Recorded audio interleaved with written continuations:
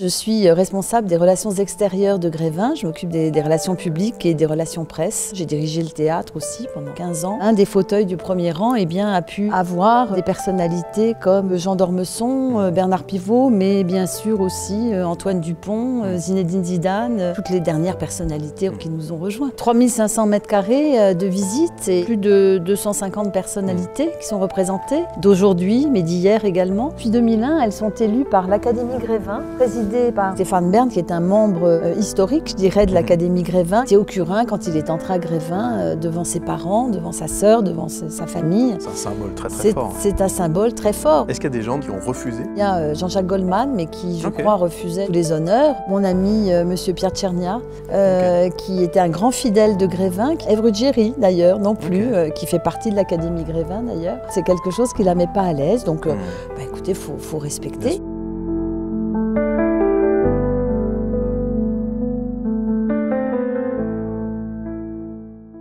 Alors bienvenue sur la chaîne Messangel. Aujourd'hui, on est dans un endroit assez incroyable, assez atypique. Nous sommes avec Véronique Berex. Véronique, bonjour. Bonjour. Alors, bonjour Yannick. On est au musée Grévin. Et aujourd'hui, alors c'est un petit peu particulier, je ne sais pas si on le voit sur le fond, mais il y a quelques travaux en ce moment, et donc tous les personnages sont protégés par des plastiques.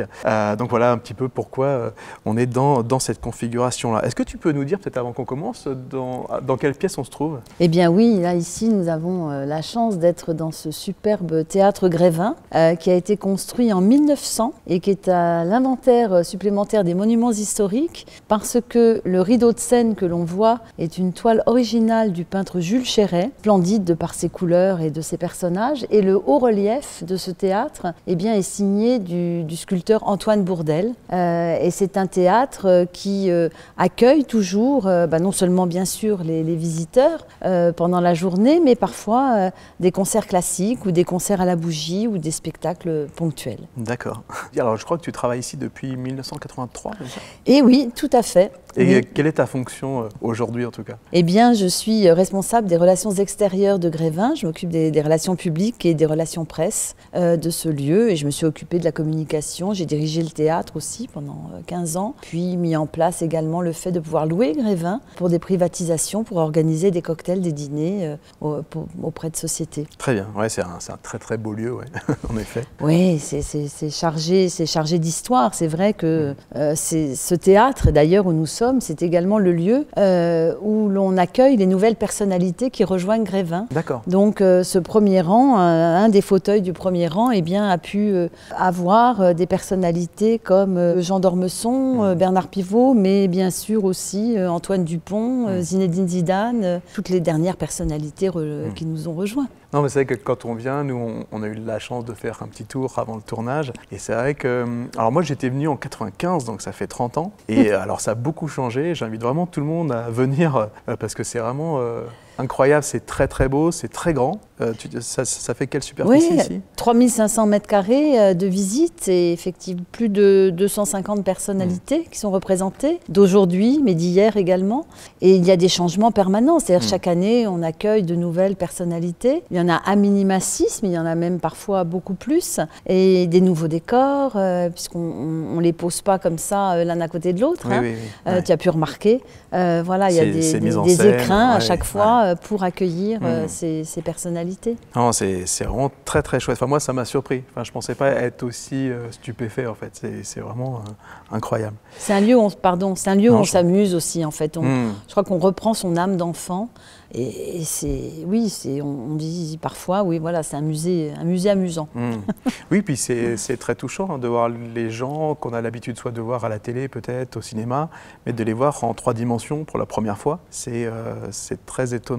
Ah oui, il y a toujours ce petit moment d'émotion. Bien sûr qu'on n'y croit pas, bien sûr, ce sont des personnages de cire, mais néanmoins, en plus aujourd'hui, enfin depuis 2001, on peut se prendre en photo avec, donc poser à côté. Donc il y a vraiment ce petit côté émouvant de se dire on est à côté de la personne. Et puis ces fameux selfies, eh bien c'est des photos qui sont parfois envoyées à des amis ou autres en disant oh regarde avec qui je suis. Donc il y a le jeu dans le jeu, il y a l'émotion et d'une vraie rencontre, enfin d'une vraie rencontre, voilà, une vraie fausse rencontre qui est souvent improbable dans la vraie vie. Bien sûr, oui. Évidemment. Non, puis c'est quand même troublant parce que c'est les vraies proportions. Enfin, c'est les vraies tailles, j'imagine. Enfin, tout est respecté, quoi. Ah, tout est respecté. Et c'est vrai, quand on parle d'émotion, je prends souvent un exemple, alors qui est pourtant très ancien, puisqu'aucun de nous, aujourd'hui, évidemment, n'a pu le rencontrer. Et pourtant, on connaît toutes ces fables.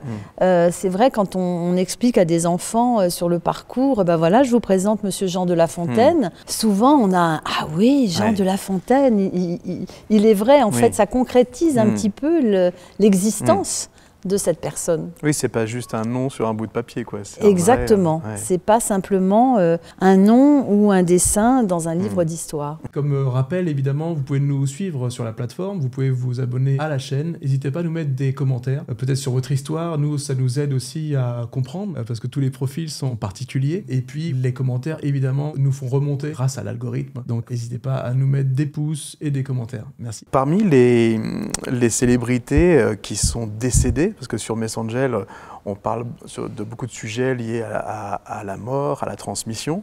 Est-ce que parmi celles qui sont décédées et qui sont présentes sur le Grévin, il y en a qui te touchent encore quand tu les croises? Bien évidemment, j'ai beaucoup de chouchous dans ce musée. Mais parmi les personnalités qui ne sont plus là, Monsieur Jean d'Ormesson, j'avoue que quand je le croise dans le musée, en faisant le tour, comme avec vous, oui, ça fait partie des personnalités qui m'ont marqué. Et puis, bon, il y a aussi Monsieur Paul, comme on l'appelait, Monsieur Paul Bocuse. Oui, c'est toujours émouvant, en fait, de les croiser. Et puis, ils sont un petit peu vivants encore, puisqu'ils sont là. Alors nous, c'est vrai que sur Messangel, on essaye de sortir un peu le sujet de la mort du tabou, ce qui est pas facile, en Occident en tout cas. Oui. Les visiteurs de Grévin se promènent au milieu comme ça de personnalités souvent qui sont décédées. D'où vient cet engouement du public pour un lieu qui pourrait paraître peut-être pour certains un petit peu glauque?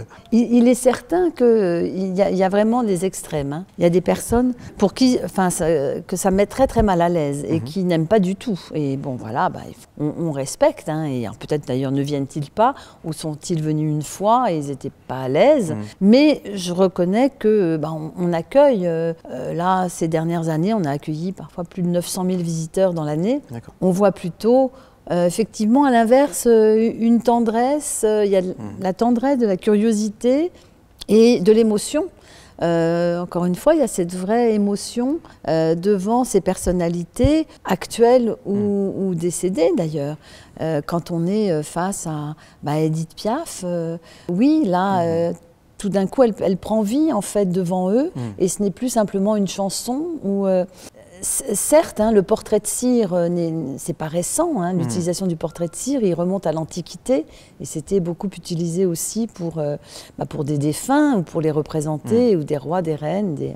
C'est assez touchant sur les regards. Alors je ne sais pas si la technique elle a changé depuis le début, mais je trouve que les yeux sont vraiment très très bien faits. Et quelquefois quand tu regardes, je trouve qu'au bout de quelques secondes, tu te surprends à dire mais il pourrait se mettre à bouger en fait. C'est assez étrange. Ah écoutez, merci, c'est ce qu'on essaie de faire, effectivement, qu'il y ait ce trouble et qu'on se demande si la personne ne va pas bouger. Et ces regards, en fait, ce sont le regard est réalisé, d'une part, il y a la sculpture, hein, donc du sculpteur au départ, mais ensuite, les yeux, avec la couleur des yeux, de l'iris, qui est très précise par rapport à la personnalité, le blanc de l'œil aussi, très précis, la grosseur de l'œil, ça c'est réalisé par un prothésiste oculaire qui travaille la plupart du temps pour des personnes qui malheureusement ont besoin d'un faux œil. Ah oui, d'accord. Oui, et c'est très réaliste pour ça.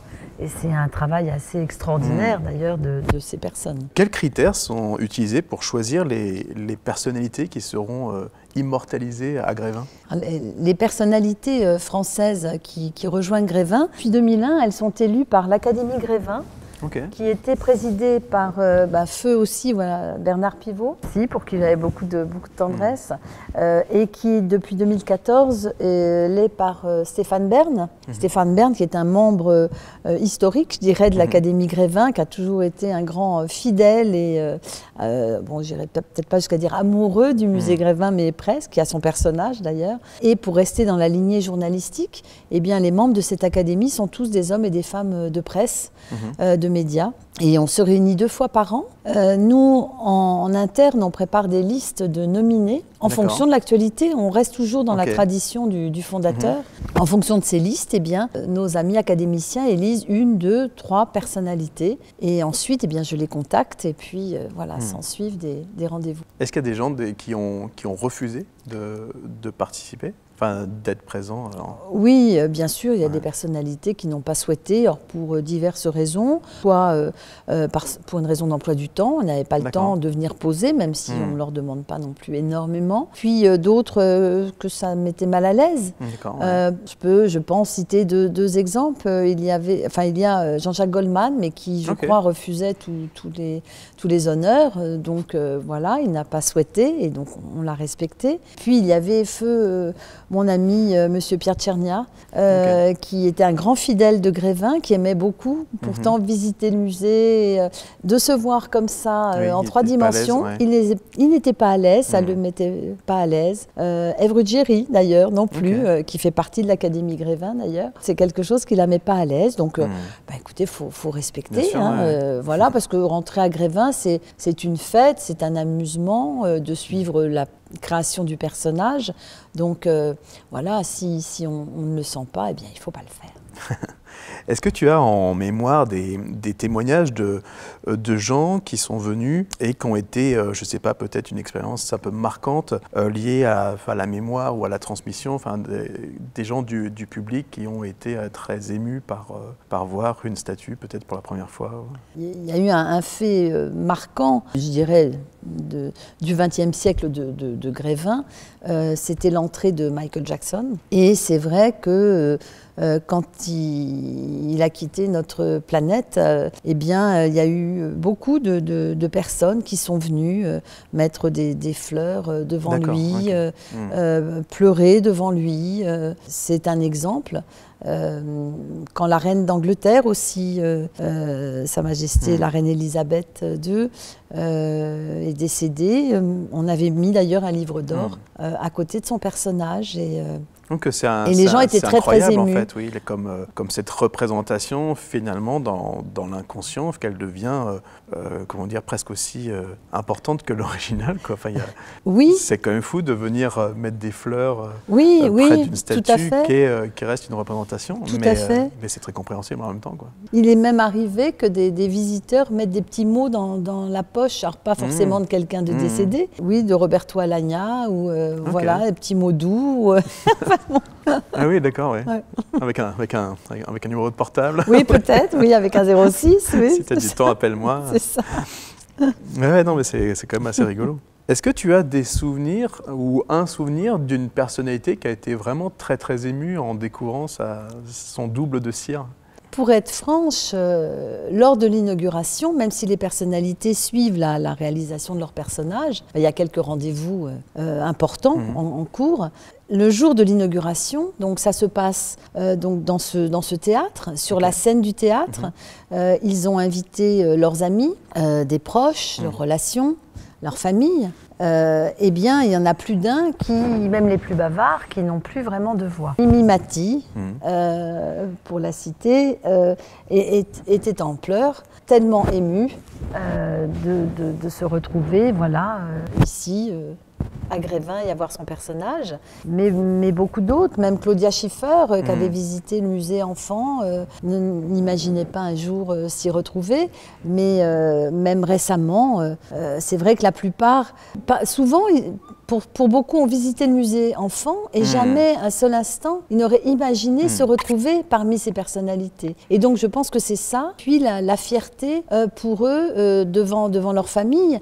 Un très très joli exemple de quelqu'un que que j'aime beaucoup, qui est un vrai soleil, qui m'a beaucoup émue parce qu'il a une force incroyable et une joie de vivre extraordinaire, et c'est un exemple pour beaucoup. C'est Théo Curin. Et Théo Curin, quand il est entré à Grévin, devant ses parents, devant sa sœur, devant sa famille, entre autres, eh bien, il a rendu hommage aussi à ses parents, et que sans eux, il n'aurait pas été et eu cet honneur peut-être d'entrer à Grévin. Oui, c'est un symbole très fort. C'est un symbole très fort, parce que certes, tout le monde n'a pas cet honneur de figurer à Grévin, parce que d'abord, on ne pourrait pas. et les choix sont souvent difficiles. Mais c'est vrai qu'une personnalité comme Théo Curin, c'était presque une évidence pour qu'il nous rejoigne, parce que c'est vraiment un bel exemple pour tous, petits et grands. Et donc c'est un peu un espèce de... Ouais, c'est un peu comme une consécration pour les gens, comme avoir son nom sur la devanture de l'Olympia. Enfin, il y a qu'une symbolique très forte. Oui, absolument. Et c'est vrai que cet exemple de l'Olympia, ça peut faire partie pour de certains chanteurs que l'on a accueillis, des moments forts et de fierté qu'ils montrent à leur papa, leur maman.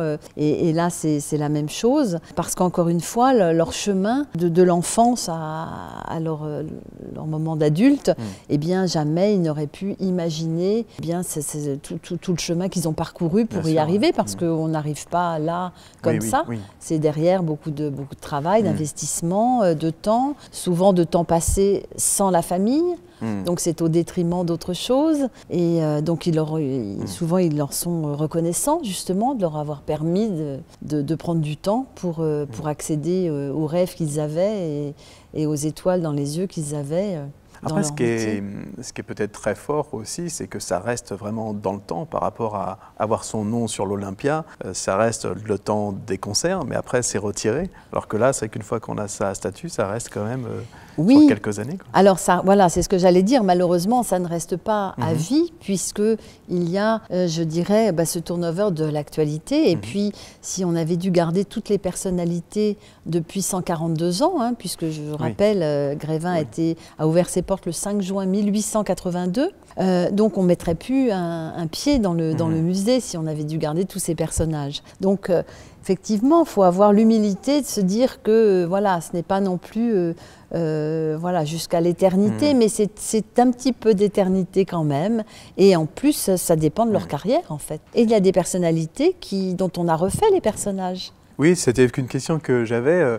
Est-ce que quand les gens rentrent assez jeunes, je pense qu'il y a des youtubeurs là par exemple qui sont rentrés. Oui, Léna Situation, merci. Squeezie. Et donc eux, je leur souhaite d'avoir une carrière longue, mais si c'était des gens qui restaient, vous les referiez, je ne sais pas, tous les 10 ou 15 ans ou alors Alors encore une fois, ça reste par rapport à l'actualité. Je vais vous donner un ou deux exemples. Julien Clerc est entré à Grévin quand il avait 20 ans, au moment de R. Eh bien, sa carrière continue, même encore aujourd'hui. Et donc, eh bien, il a été décidé qu'il entrerait à nouveau à Grévin, et donc son personnage a été refait. Mais ça a été le cas aussi de Michel Drucker, ça a été le cas... C'est peut-être celui qui est resté le plus longtemps, non? Michel Drucker, mais absolument, mais on l'aime aussi, c'est un de nos chouchous, Michel.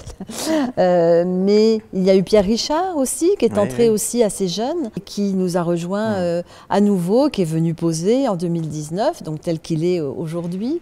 Donc ça dépend un petit peu de la longévité de leur carrière et de l'appétence pour aussi les visiteurs et l'actualité de les mettre aussi toujours à l'honneur, que ce soit ici ou dans la presse aussi. Et qu'est-ce que vous faites des anciens, des anciennes statues? Alors, oui, alors certains parlent d'un cimetière. Moi, j'appelle plutôt notre malle au trésor. Et c'est un endroit aux portes de Paris où sont conservées les personnalités, effectivement, qui quittent le parcours. D'accord. Et ça représente, tu connais le nombre de... Oh, il doit y avoir à peu près, près de 1000 et quelques... Ouais, ça doit être impressionnant de voir tous ces visages illustres. Oui, alors ils sont conservés dans ce qu'on appelle des boîtes à têtes. Les personnages ne sont pas restés entiers comme ça, habillés les uns à côté des autres, en fait. Hein. Ils sont protégés. Ils sont protégés, les visages et les mains sont mis dans ce qu'on appelle une boîte à tête, les corps d'un côté, les vêtements de l'autre, enfin voilà. Donc, et de temps en temps, vous les ressortez ou pas forcément? C'est vraiment... En fait, c'est assez rare. Ouais. C'est assez rare et on préfère peut-être même les refaire parce que plus ça va, plus on demande aux artistes et artisans qui les créent vraiment un soin de plus en plus particulier, fort, une précision un peu importante. Donc, oui, il y a eu une amélioration même sur les techniques, j'imagine, en 140 ans. Oui, alors les techniques en soi restent presque les mêmes. Il y a eu des ajouts technologiques, oui, qui ont été un support pour un gain de temps, comme les images en 3D pour les corps. Avant, les sculpteurs sculptaient, modelaient exactement en terre glaise les visages et les corps. Or, aujourd'hui, grâce aux images en 3D, on scanne dans la position exacte, avec etc. Une imprimante en 3D, et ensuite, voilà, on fait faire des prototypes et bon, c'est moulé, c'est tiré en résine après, etc. Donc c'est les visages, par contre, eux qui restent alors les visages restent modelés aujourd'hui en plastiline, qui remplace souvent la terre glaise, puisque ça ne sèche pas. Contrairement à la terre glaise. Mais donc oui, donc il est rare qu'on ressorte un personnage qui a quitté le parcours. Est-ce qu'il y a des vedettes qui ont eu des réactions en voyant peut-être leur statut pour la première fois, mais qui ont exprimé une réflexion par rapport à leur propre mortalité, le fait de sentir que qu'en rentrant au Grévin, quelque part, elles gravent, on va dire, une partie de leur histoire et puis qui va continuer même une fois qu'ils ne seront plus là? Oui, il y a une personnalité, oui, il y avait Nicolas Hulot aussi qui en avait un petit peu parlé, mais sinon Geneviève de Fontenay, lors de la séance de pause, puisque donc il y a un premier rendez-vous qui dure 2h30, lors duquel on prend tous les renseignements nécessaires pour ensuite réaliser le personnage. On prend les mensurations, bien sûr, les mesures, donc quand on prenait les mesures, etc. Et vraiment, elle me disait, oh là là, j'ai l'impression qu'on prend mes mesures pour le cercueil. Et c'est vrai que souvent, elle ressortait un petit peu, mais en s'en amusant, sûr, parce qu'elle était très, très heureuse et très flattée et très honorée d'être à Grévin. Donc, mais c'est vrai qu'elle en parlait. Et Nicolas Hulot aussi, il avait dit, ah, mais on a l'impression d'être dans les Dalton quand quelqu'un prend les mesures aussi. Oui, les croque-morts à l'ancienne. Les cercueils, voilà. Mais sinon, non, on est dans le feu de l'action. On n'a pas trop le temps de philosopher. Non. Il y a des vedettes, c'est vrai qu'on voit qu'il y a des postures vraiment qui sont sympas et représentatives. Est-ce que c'est un choix des vedettes de poser avec une certaine posture, un certain regard? Parce qu'en fait, c'est quand même un instant qui est figé. Ça, c'est les vedettes qui décident comment elles veulent transmettre quelque part leur image. Alors ça se fait en fait en deux temps. Nous, en amont, avant le rendez-vous, on regarde énormément de photos, d'attitude, d'expression, et d'essayer de trouver quelque chose qui revient très souvent et qui leur est assez propre. Donc lors du rendez-vous, eh bien, il y a ces photos que nous, on a imaginées, choisies, pour une expression de visage, l'attitude du corps, et donc on leur soumet, mais effectivement, ils ont le dernier mot, c'est un échange ensemble, et la personne dit, bah oui, écoutez, oui, ça c'est effectivement, c'est une bodinée, moi je me vois bien comme ça, je me vois bien faire ci, faire ça, et donc ces attitudes et l'expression, voilà, oui, c'est choisi par la personnalité. Oui, parce qu'ils ne se rendent pas forcément compte, même eux, de l'attitude qui les caractérise, en fait. Oui. Ça doit être même surprenant de dire « Ah bon, vous me voyez comme ça, en fait ?» Oui, tout à fait. Et c'est vrai qu'il arrive d'ailleurs qu'ils soient accompagnés lors de ces rendez-vous par un proche ou pour avoir un regard aussi un peu extérieur. Oui, puis fiable, entre guillemets. Et fiable, absolument. Et rassurant pour lui. Absolument, absolument. Alors ça, c'était qu'une question un petit peu taquine. Est-ce qu'il y a des personnalités que vous avez croisées, alors évidemment sans les citer, mais que vous préférez en cire plutôt qu'en vrai? Oh, il y a beaucoup. Non, c'est pas vrai. Non, écoutez, honnêtement, non, j'ai beaucoup de chance.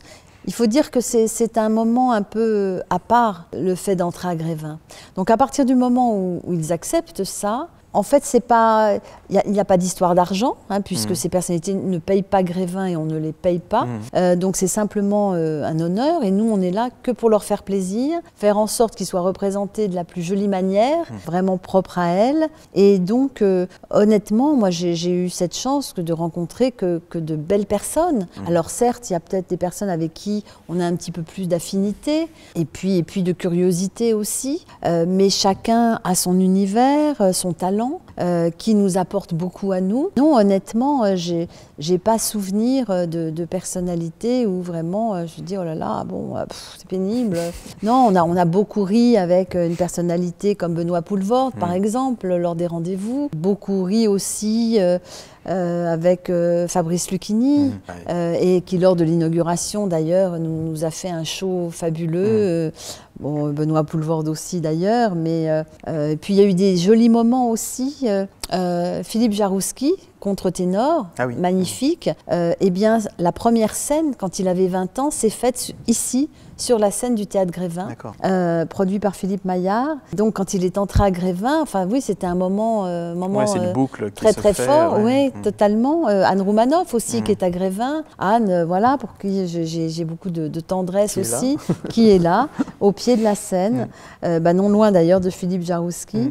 Voilà, donc non, ce n'est, voilà, oui, c'est plus de 40 ans de douces et magnifiques rencontres, et puis d'univers que j'ai pu découvrir aussi, où feu Monsieur Haroun Tazieff, qui a été à Grévin, volcanologue, pour ceux qui ne le connaissent pas, et bien voilà, qui nous racontait lors des rendez-vous des anecdotes sur ces volcans qui étaient passionnants,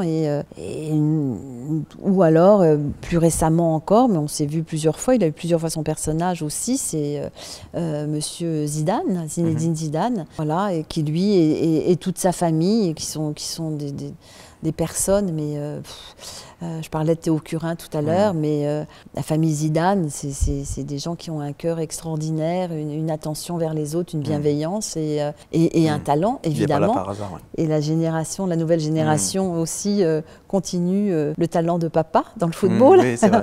Mais au-delà du football et de leur talent, donc que de belles rencontres. Et ça me fait penser que tu dois être une des personnes finalement en France qui a rencontré le plus de célébrités peut-être. Oh, je pense qu'il y a à part Michel Drucker. Oui, à part Michel Drucker. Oh, il y en a beaucoup d'autres, hein, effectivement, des hommes et des femmes de télévision. Je pense que voilà, on a tous notre lot de jolies rencontres pour des interviews, comme vous le faites. Et c'est vrai que c'est voilà, dans un moment, voilà, le journalisme est quelque chose qui m'aurait intéressé parce que justement pour avoir ces rencontres c'est ça qui est génial, et être cette petite souris de mieux connaître, enfin un instant, parce que on peut appeler ça des brèves rencontres finalement. Hein. Oui, mais je pense que c'est des rencontres assez atypiques puis très fortes en fait, très intenses. De rentrer au Grévin, je pense pour un artiste. Pour une célébrité, ça doit être quand même quelque chose de très symbolique. Oui.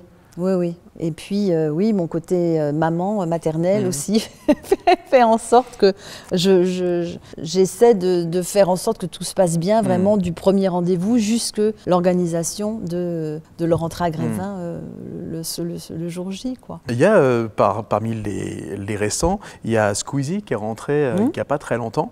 Est-ce que tu sens que ça a ramené un public un peu plus jeune en fait au Grévin, ou alors ça n'a pas eu une grosse influence? Si, chaque nouvelle personnalité, et dont Squeezie bien évidemment, eh bien oui, bien sûr, on a vu beaucoup de plus jeunes venir même avec leurs parents, parce qu'on démarre très jeune, je pense à suivre Squeezie, et tout comme Léna Situation, qui est une des dernières personnalités entrées à Grévin, qui attire effectivement tout un public plus jeune, ou d'entre-deux aussi, entre 25 35 ans aussi. Donc c'est plus. Hein. En fait, souvent on dit qu'on vient à Grévin 4 fois dans une vie. On vient une fois enfant, une fois parent, une fois grands-parents, et puis avec des amis de province ou des cousins. Oui, ça, voilà. Et donc c'est un perpétuel recommencement, et avec chaque fois la découverte effectivement de nouvelles personnalités qui nous attirent aussi. Donc en fonction de ses goûts, d'autres préféreront le football, d'autres la littérature avec Dany Laferrière. manière, d'autres. Donc chacun y trouve aussi eh bien son bonheur et ses passions. Et pour Squeezie, par exemple, à lui, ça a été c'est le youtubeur numéro 1 en France. Ça a été, on va dire, une nouveauté, parce que c'est un média très très jeune. Comment ça s'est passé, la sélection? C'est venu comme une évidence qui changeait, on va dire, la manière de devenir une célébrité. À quel moment c'est devenu une évidence qui... En fait, c'est toute la complexité de Grévin, et ce, j'imagine, depuis très très longtemps, c'est de présenter ceux et celles qui font l'actualité et nous de suivre l'actualité. Avec la difficulté que ça va un petit peu plus vite aujourd'hui qu'en 1882, où il y a même encore 20, 30, 50 ans. Mais pour nous et pour les membres de l'Académie, oui, c'était une évidence. Je veux dire, aujourd'hui, les youtubeurs font partie de la vie de chacun. Lui, il a plus de 15 millions de followers. Peut-être qu'il approche des feux des vins, je n'ai pas suivi. Mais... Donc il est au même titre que aujourd'hui qu'un acteur, qu'un écrivain. Donc voilà, on trouvait tout à fait normal. Et puis c'est ça la complexité, c'est que je vous disais qu'on recevait plus de 900 000 visiteurs par an. Eh bien, il faut essayer de faire plaisir à 900 000, autant de têtes, autant d'amour. Autant de passion. Ça se ressent, c'est vrai quand même. On est assez troublé, c'est que des gens évidemment qu'on connaît. Il y a aussi, ce qui est très troublant, c'est les personnages historiques. Eux, j'imagine qu'ils restent tout le temps ou alors vous les remplacez de temps en temps? Eh bien non, parfois nous accueillons de nouvelles personnalités. Il n'y a pas très longtemps, Colette a rejoint le parcours. Et puis il y a quelques années aussi, nous avons réalisé les personnages de Guillaume Apollinaire, de Marcel Proust, de Jules Verne. Donc là, c'est à partir de peintures, Oui, ils sont réalisés à ce moment-là d'après ou photos, peintures, descriptions littéraires.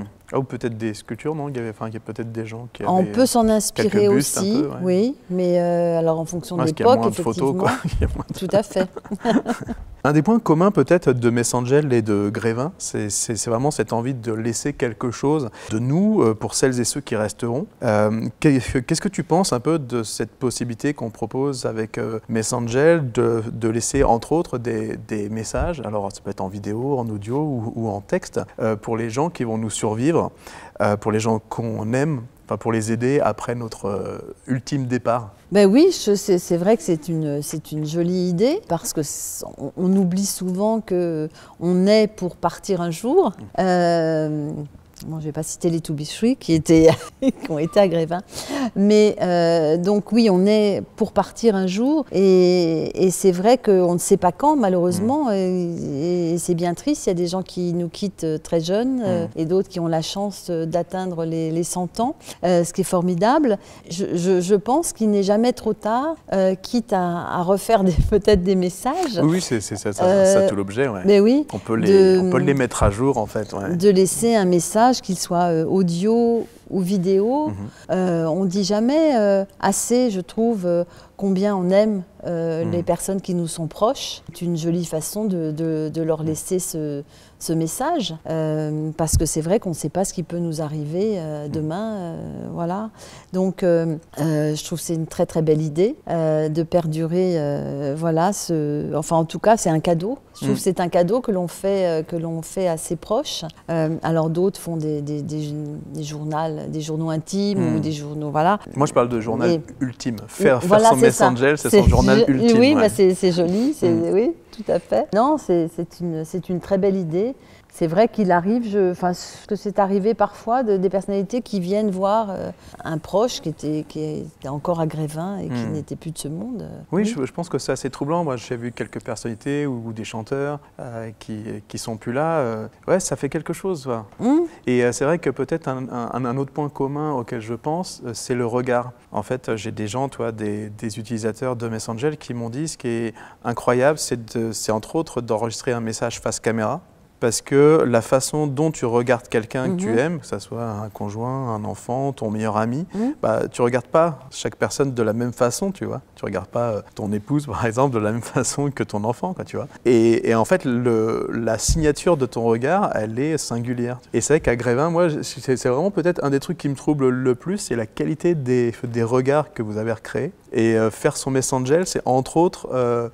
gravé, on va dire, dans le temps, ce regard unique que tu portais à quelqu'un. Parce que même, tu vois, quand tu retrouves des vidéos, parce qu'aujourd'hui, on en a plein sur nos smartphones et tout ça, Oui.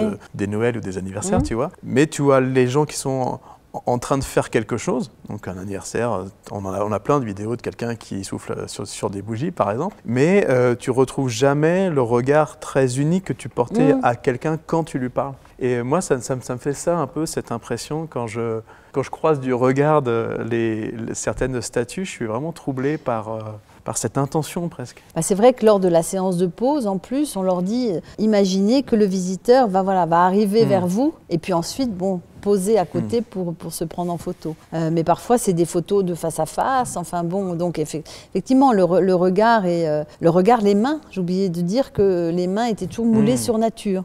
Aussi, pour toutes les personnalités françaises et parfois certaines étrangères que l'on a eu la chance de rencontrer. Voilà, mais ce regard, oui, les regards sont très forts. Oui. Merci beaucoup. Eh bien, merci de nous accueillir dans ce lieu incroyable. Est-ce que tu as quelque chose à rajouter sur des événements un peu particuliers? Alors, tout à fait. Il faut savoir que les premiers samedis de chaque mois, le soir, ça s'appelle la nuit à Grévin, la nuit au musée. Et donc, c'est une visite de ce lieu magnifique, mais avec des surprises tout au long du parcours. Et donc, on y retrouve chanteurs, magiciens, marionnettes vivantes. Enfin, voilà, il y a plein de surprises, une visite de l'histoire très singulière. Enfin, voilà, donc c'est un petit moment vraiment assez incroyable à vivre. Donc, c'est premier samedi de chaque mois, ça démarre à 19h30 jusqu'à 23h30 et bon, il faut réserver avant bien sûr. Ah oui, d'accord, ok. Donc ça se passe quoi, sur le site internet Sur le site internet, oui, c'est le site internet de Fever Candlelight aussi. Ok, d'accord. Parce qu'on a aussi des concerts à la bougie qui vont reprendre là, courant de l'année aussi. Ah génial, excellent. Dans ce théâtre-là. Ouais, qui est un très très beau lieu. Voilà. Merci beaucoup Véronique. Eh ben, merci Yannick. Merci. Longue vie à Messenger. Merci, c'est gentil.